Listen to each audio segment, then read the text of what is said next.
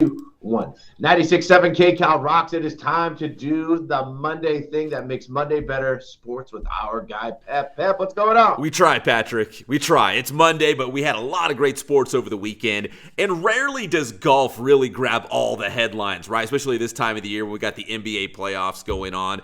But yeah, it sure did. We had one of the majors, the PGA Championship. Congratulations to Xander Schauffele going wire to wire, start to finish, winning the major.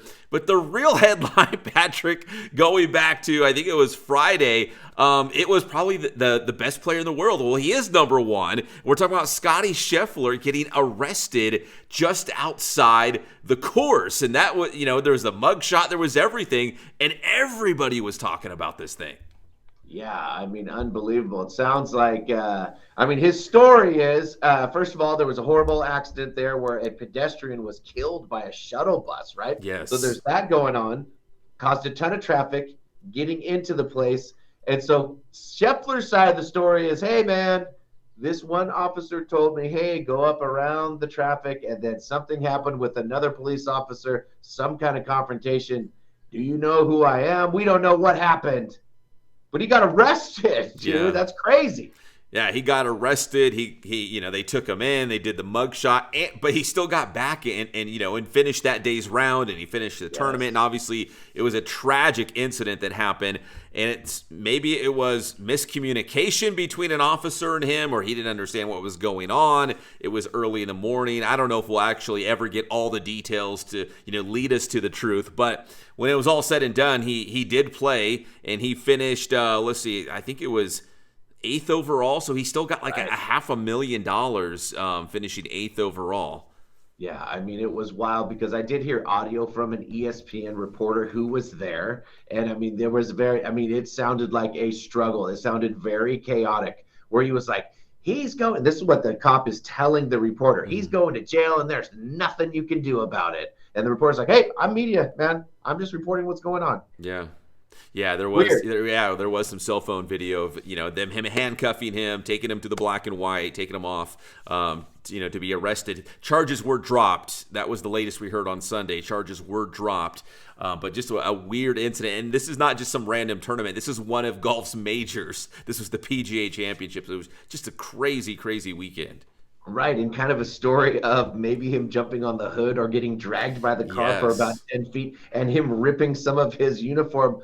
Kind of weird that this all got dropped. I don't know what happened, but sometimes either you have a cowboy cop here or you have the number one golfer in the world who, by all accounts, is a squeaky clean, laid back dude. So very strange to hear. Yeah, and, I'm not a huge golf guy. I don't follow Scottie Scheffler too closely, but you're right. Squeaky clean, no issues, kind of like the model citizen. Great guy to be the face of golf right now because he really is. He's the best player in the world right now. He's number one. So, I was thinking about, what if this was in another sport? What if this was Mike Trout, or what if this was, LeBron James or somebody like that, an incident similar happening too. Like, it would be huge news. And there was also another story of another golfer, I'm forgetting his name now, who was told to do the exact same thing, and he cruised right on by with no problem. So who knows what happened here? Exactly. At the end of the day, it was a very tragic incident. And for at least Scottie Scheffler, maybe just a miscommunication with law enforcement there. So, but yeah, that's why, it was a major, so we'd probably be talking about golf anyways. But because of that incident, it was just crazy at the PGA Championship. We also got to talk, Patrick, about the NBA playoffs because we are almost to the NBA Finals. The conference finals are set in the Western Conference. Get a load of this. Either Dallas or Minnesota will be playing for the NBA title, which is crazy to see the Mavericks and Timberwolves, two best teams in the West. The Nuggets are out. Minnesota goes into Denver in the high altitude and wins Game 7. They deserve all the credit in the world, in my mind. They were down by 15 at 20 points in the first half. They clearly make an adjustment and roar back. Wow. Yeah, listen, the more I see Minnesota, the more I think I was wrong. I think they were the better team. And to go, like you said, Game 7 on the road at the defending champion's house and you win, got to give Minnesota some respect. Yes. In fact, I was hoping that my Sacramento Kings would be what the Minnesota Timberwolves are right now, but Minnesota is great. They've got maybe the best young player in the game in Anthony Edwards right now.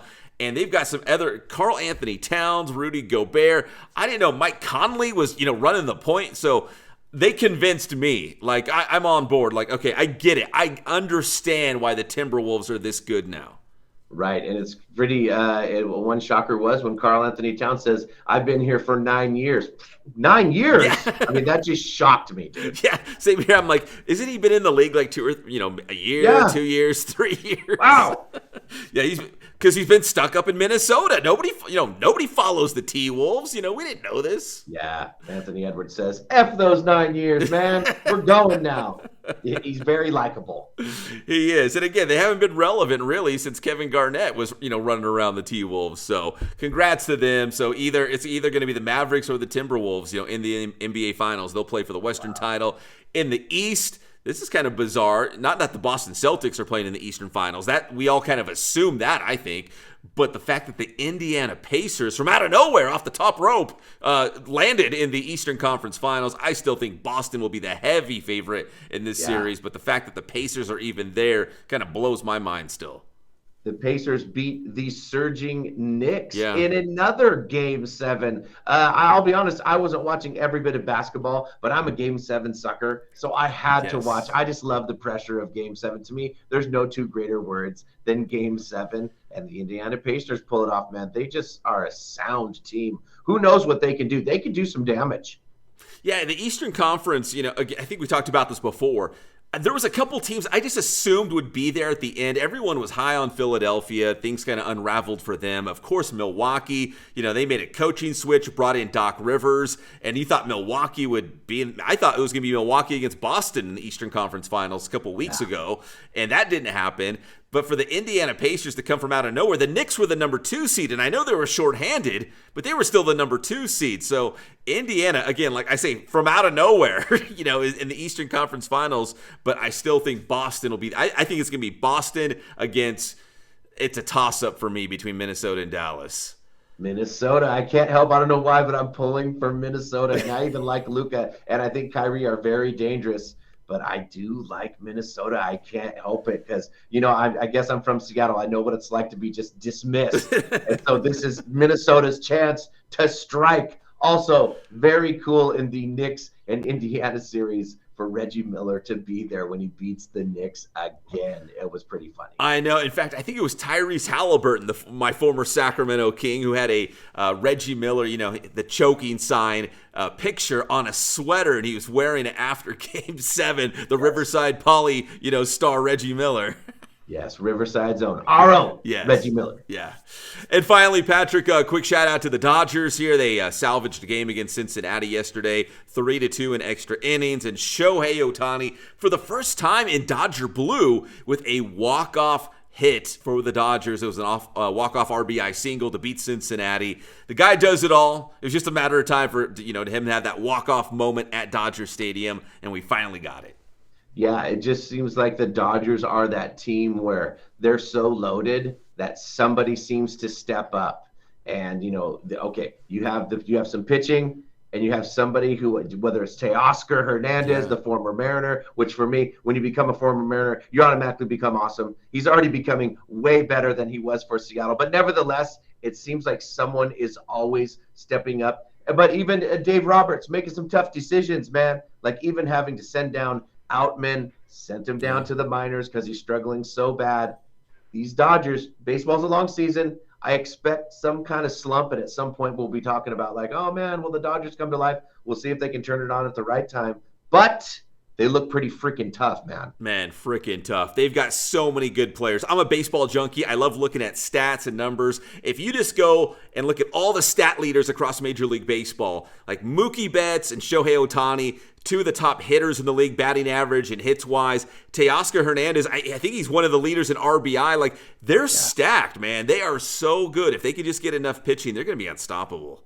Definitely. So we'll see what happens with the Dodgers. Man, there is always stories coming out. It's why we have our guy Pep on Thursday. I bet you there'll be more, man. Pep, tell me how to get your stuff. Looking for the next mugshot out there. We'll probably get one this week. Get my stuff on Inland Sports, Facebook, Instagram, Twitter. We got the Inland Sports YouTube channel. You can check it out. It'll make your Monday better. That's Inland Sports. Thanks, Pep.